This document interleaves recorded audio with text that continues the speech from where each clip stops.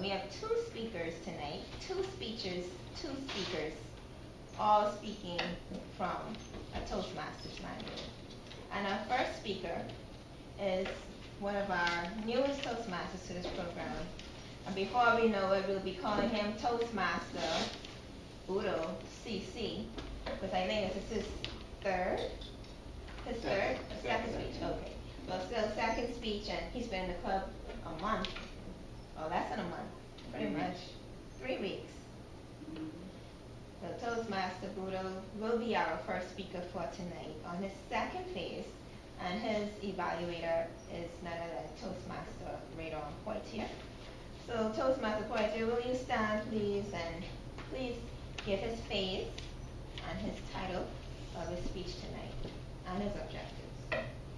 Thank you very much, Madam Chairperson. Toastmaster Boodle is speaking from Phase 2 of the Competent Communicators Manual, and his objectives are as follows: to select an appropriate outline which allows listeners to easily follow and understand your speech, to make your message clear with supporting material directly contributing to that message, to use appropriate transitions when moving from one idea to another.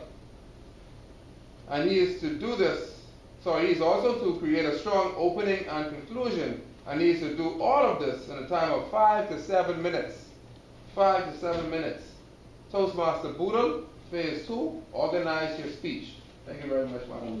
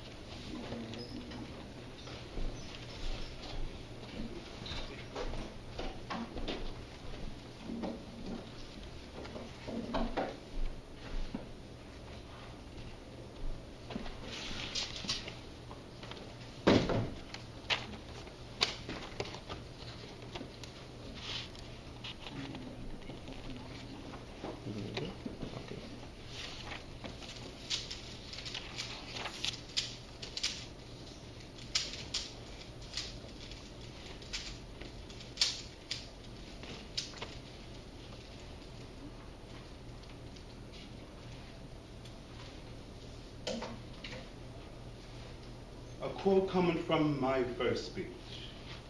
Most people call me weird, unknown, crazy, and interesting. Right now, this will come under the weird and interesting. Today, I'm going to tell you all one of life's many truths. A great speaker called Confucius said it the best: life is really simple, but we insist on making it complicated. The famous Rubik's Cube, and solving it will give us this one life's truth. So let's give this a whirl, shall we? Step 1 in solving this famous Rubik's Cube. First, you have to pick a side. I will pick the green side because there's nothing on it, so I can't be cheating with this. So you have to make a cross. So you just start by making a simple cross, and you have to line up the edges. So this is a quite simple task. A very simple task indeed. Almost anyone can do this. That's a simple cross that match the 4 sides and our 4 centerpieces. Then you have to move on to the corners. The corners, most people just would put the corners in any way they feel like. But that's just not how the cube goes. If they don't go in the proper way, then something might happen and you will never solve this cube ever again. So you have to be careful of what you do, be careful of how you do it, and be careful of any other miscellaneous things that may happen on the way. And as you can see, the first layer is done with our first phase. So let's move on to step number 2. And that is to solve the center, or to solve the middle piece. If you solve the middle layer first, then you don't have to worry about the last layer. Most people just jump the gun. You don't jump the gun, you don't fast forward yourself into some place that you are unknown. Step by step is the key. So let's just follow and just solve this first layer, the second layer, shall we? Quite simple. So let's just move on and on and on to solve this layer. This is quite simple. So when you solve the layer, you can't just jump the gun. Like one at a time, one piece, one piece. We're moving on to the next one. I see this next piece that matches this piece right there perfectly. So moving on, and you can simply put this piece right in here. I have this one last piece that is just in here the wrong way. So it's not up top, it's not to the bottom, so just have to get it out and just turn it around. It's that simple, just turn it around. You don't have to look at it. And it's already in. So I got my first layer and second layer done. The only way you can tell is your second layer is done is your second layer will have to match your first layer. Quite simple, isn't it? Now you will need, for your last few steps, step number 3 is to solve the last layer. You need to do the same thing that you did in step number 1, and that is to solve for the cross on top of here. So let's just solve for the cross, shall we? This should be a little bit simpler than solving for the other cross. You still don't have to look at it again. And you just solve for the cross again. So we have our cross and we didn't mess with anything else. So the only difference in solving this cross is that you have to align it. So you have to look for the pieces that aligns with their centers. You have to look for a piece that aligns with at least 2 of their centers. So I'm looking, and I see, oh, the orange, no, not even the orange. The yellow, no, not even the yellow. No, but the white and the red matches up perfectly. So let's go with these 2 right here. And let's say, not even looking at it again, just align all our crosses pieces. So our cross piece are now matching with our centers. So you see, this is very simple. But it will take someone normally a month, probably 2, to just try and get it this far without too much of problems. So continuing on, we have to go to our step number 5. Our step number 5 is where we align our corner pieces, almost like step number 2.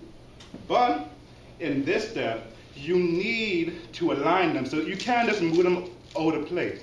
You just have to align them, because you can't even turn them or you'll mess up your nice little section you took so long to make. So you just look for the corner pieces that match their centers. So right here, this red, white, and blue corner piece matches the red, white, and blue center. So let's stick with this corner piece right there, because you know what it's doing. So we just move it around, not even looking again. So it still ain't coming where I wanted. So let's do it again. You have to be persistent. You can't just let it go wherever it wants. So it still ain't going where I want. You have to keep going at it. So one more time, it should be it. And there we go. All the corner pieces are aligned with their current centers. So we have the red, white, and blue matches the red, white, and blue. Got the yellow, orange, and blue matching the yellow, orange, and blue. So we have all our corners lined up. Next is the next step. Continuing on, we are going to our final step, which most people must give up on, because they don't want to mess up. Like this is almost perfect. So if they just turn 1 or 2 notches, they will mess this up and have to start all over again. This is where most people will just throw this against the wall and just give up. So what you have to do now is just keep persistent. You will have to keep going, and keep going. And once you keep doing that, the cube will make a miracle happen for you.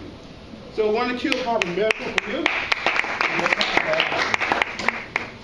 so we have successfully completed the legendary 3x3 Rubik's Cube in less than 4 minutes.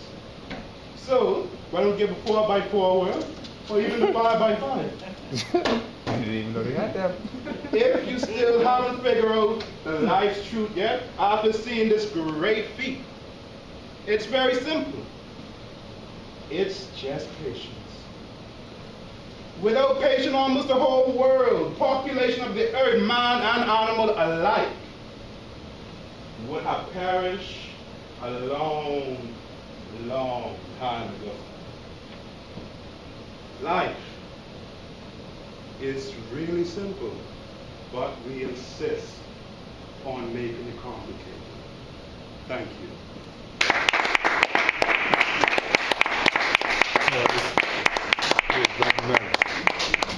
Tricky boy.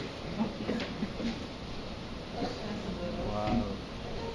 Did that just happen? Toastmaster Boodle.